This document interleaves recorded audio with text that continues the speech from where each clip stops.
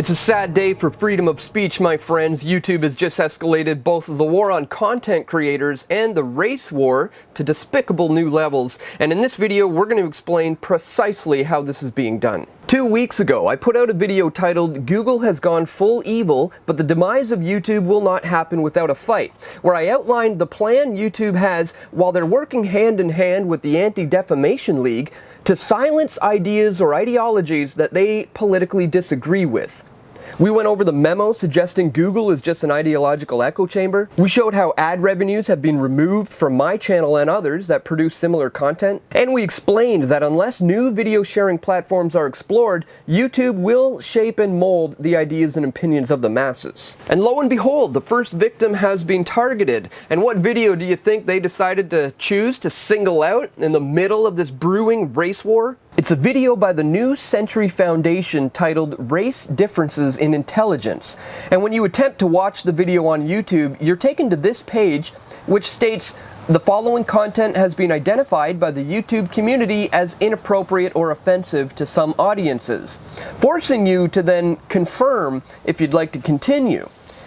When we get to the video, we see there is no access to this person's channel. You cannot like or dislike the video or leave any comments, and there are no recommendations or suggested videos for this content. This obviously makes it next to impossible for the targeted content creator to have his content seen by the majority of the YouTube audience. The content in question was a video dealing with the idea that black people have lower IQs, and this is what leads to them having less opportunities when compared to white people. A controversial view which I do not subscribe to, but I strongly believe in the right for anybody to say so if they choose. But here's where things get interesting, my friends.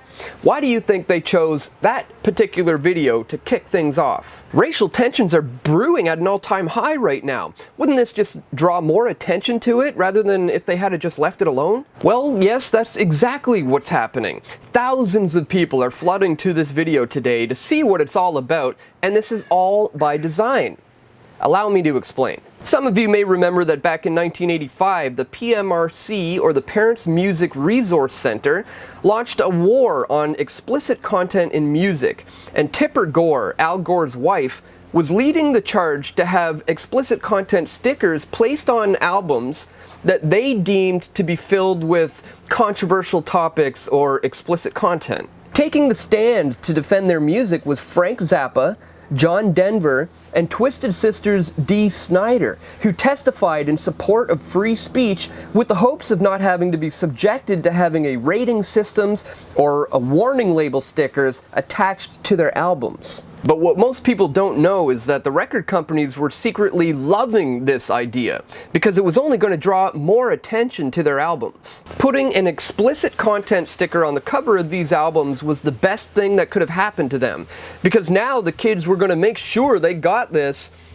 even more so than if the sticker wasn't there. The record companies knew it, and more importantly, the likes of Tipper and Al Gore knew what the outcome would be as well. An exponential increase in filthy, degenerative music that morally rapes society slowly over time. That's how these people operate. We've said it time and time again here on this channel that it's an order out of chaos mentality. They need to create the clash in order to offer the solution, which always boils down to more control. So by choosing this particular video to be censored in the middle of this brewing race war is the equivalent to putting an explicit content sticker on a heavy metal album to ensure that the kids buy every copy on the shelf when the album comes out. They're baiting us for a race war, and we gotta stop falling for it. And now that the first victim of free speech is getting this attention on YouTube and they've been made an example of, every content creator who gets censored from here on in is not going to get this publicity.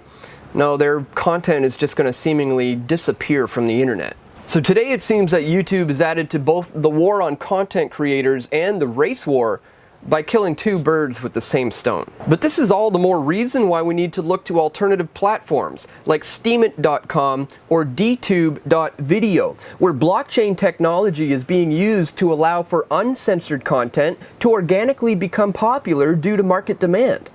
I recently interviewed the creator of this new platform, which could prove to be the new alternative to YouTube, so I'll include a link at the end of this video so you can check it out for yourself. And as you may know, YouTube has me in their crosshairs because I'm producing content that goes against their status quo.